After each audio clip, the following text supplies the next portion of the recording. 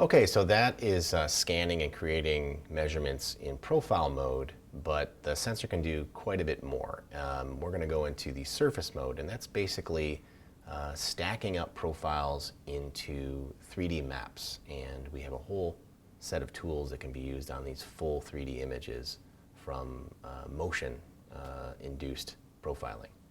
And so basically, if you stack up profiles with motion, you can build 3D maps and measure objects and create tools on those 3D surface maps. So to do that, I need to induce some form of motion, whether there are conveyors going by, or you have this on a linear slide or a robot arm. You scan over an object, and that's how you build a map.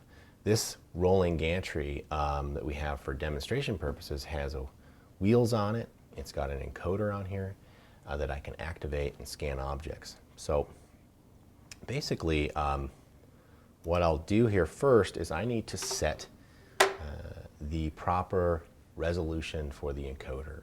I need to essentially calibrate that. And I just know that in this case, if I go into the manage screen here, this one in particular encoder and wheel is 31 microns per tick. That tells me when this encoder is ticking off motion, how far we've traveled, which is very important for us to recreate this. Now, can go into a basically a purely speed-based, so if you need the exact speed of your conveyor, you could put this in travel speed setting. You don't always have to use an encoder, but it certainly helps to use an encoder for a more robust installation. So once I've set that encoder, I can actually go in here, and instead of triggering on our time mode, we can now trigger in encoder mode. And so when I select an encoder trigger and I put an object underneath here, it will only trigger when I've moved a certain distance. So in this case, I select play, and every millimeter I get a new profile. So if I scan over my fingers here, you'll see with each millimeter I get a new profile. I can select whatever spacing I want. However, I have to be careful that I don't choose a spacing that doesn't allow me to scan at the rate that I want. So for instance, right now it tells me that the maximum frame rate is 200 profiles per second. That means if I choose a spacing of 1 millimeter, that I can't travel faster than 208 millimeters per second. Otherwise, I will trigger the sensor faster than the sensor can actually create these profiles. So sometimes we have to really be careful about how fast our process moves or what our spacing is. So what I'd like to do is scan this. This is a connector rod for an engine, and we'll scan this in 3D and take a look at it. But I want to scan it at a rate that's pretty quick, so that maybe if I'm moving down a conveyor at a certain rate of speed, that I need some kind of throughput. So what I'm going to do is show you how to increase speed. So right now, again, we're at a frame rate of 200 profiles per second. The way we increase speed is to actually reduce the active area. So if I select this active area, I may not need the entire depth of field because we have 80 millimeters, and this connector rod is only 20, 25 millimeters tall. So I can actually take this window that I have, basically the camera window, and I can reduce the height of it. Basically, we're not going to look at that area of the camera. We're only going to look in the region of interest of the imager. If I save that, you'll see my frame rate has now moved up to 640 profiles per second. In addition, if I really want to go even faster, I can actually go into the spacing area and I can subsample. This is a way to skip rows, skip columns, which actually allows me to reduce resolution for the purposes of gaining speed. So if I select 1/2 and 1/2, we're now at 2,000 profiles per second.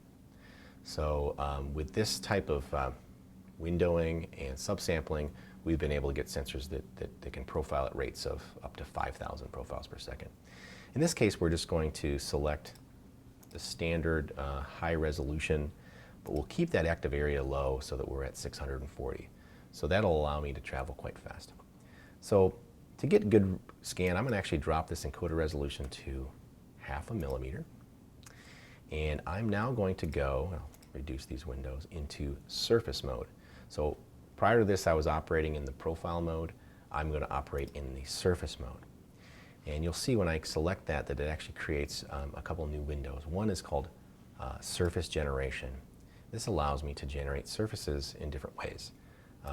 I'm going to show a fixed length surface generation. So what we'll do is we will basically stack up profiles over a certain length. In this case, we'll go, let's say we'll go 250 millimeters.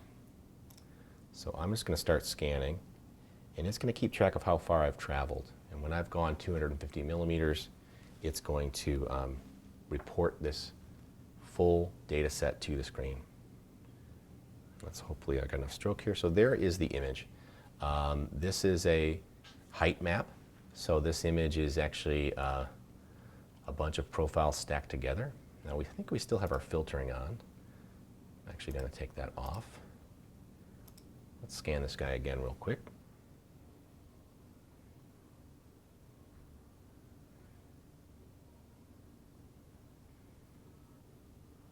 Okay, so there's a scanned image. Now we're looking at, again, we're looking at the height map. We can see we didn't quite catch all the object because I didn't have it positioned perfect. But each of these pixels on this image represent height. So the different colors range from about 0 up to a peak of about 22 or 23 millimeters. That's the peak height of this whole entire object. I can look at this a different way. I can look at it in a sort of a rotatable 3D mesh mode. So we look at that and we can see the surface here. Now if I'm scanning this object, I'm actually really not interested in what's going on with the table. So you can see this blue area is the area where the table is. But what I really would like to do is isolate the object from the table. So the way we do that is we go into a mode, instead of fixed length, we're going to use a continuous surface generation. And we're going to do what's called part detection. So part detection allows me to have say a conveyor or motion where it won't really record information until it detects a part that exists underneath the sensor. And the way we do that is through a height threshold. So right now the default setting here is 5 millimeters. So anytime we see something rise above 5 millimeters, we will know that we have something there, and we will continue to store that information until we fall below that threshold of 5 millimeters, and then we know the object has left our field of view. I will increase this max part length because this part's fairly long.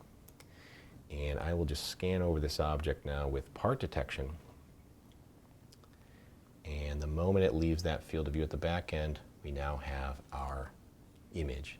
And as you can see, the table is no longer involved here. Now we just have isolated the surface information of the object itself. So once we've created that, what do? Well, now we have a different tool set. So we have what's called the surface tool set. So there's a small hole here on the bottom of this connector arm, and I will select a surface hole tool. And we'll drag it over the area where the hole is. And now if I want to measure, say, the size of this hole and the position of this hole, I will select these various measurement features. And I will go in here and I need to kind of tell it a bit about this hole. What kind of hole is it looking for? I got to get it some sort of nominal radius. This hole looks like it's roughly 25 millimeters. We'll just put 13 millimeter radius, plus or minus 4. And there we go. We've got a hole measurement. It's doing a hole fit to that data. And we can look at that in a 3D. And you can see where it's projected that hole. And it's telling me that this hole is a radius of 11.2 millimeters and an XYZ position in a certain location.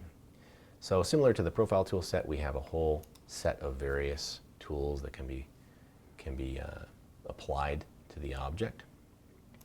And if these arms are coming down the conveyor, I could measure each one and get its parameters.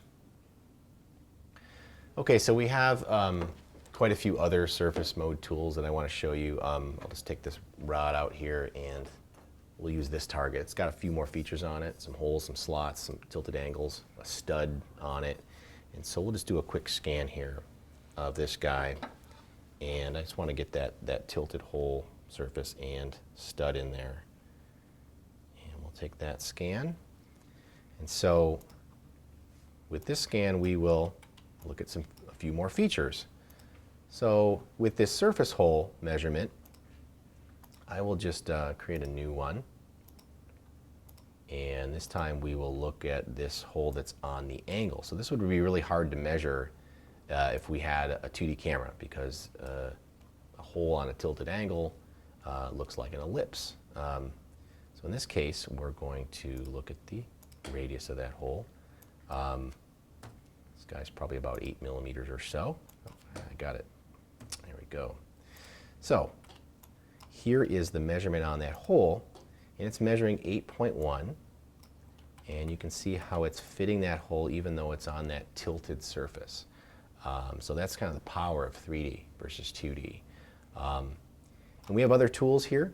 We could get the plane angle of this surface.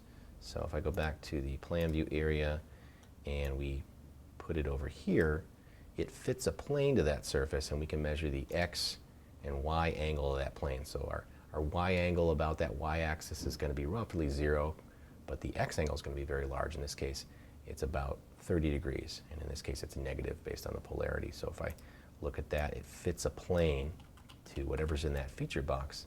So we could measure how surfaces are fitted together and whether they're on the right angles quite easily in the 3D mode. Another tool is this stud measurement. We've actually got specific tools for studs. So a lot of these tools were created for automotive applications, and we're building more and more tools over time, including tools that look at countersunk holes and slots and things like that. So in this case, I'm going to use surface stud, and we are going to drag it over that stud. And if we look at that in 3D, we are measuring the tip of the stud, the base of the stud. We can get its location in XYZ for both the tip and the base, as well as the radius of the stud. So this is a much more sophisticated tool with a lot more algorithms inside to determine these various parameters.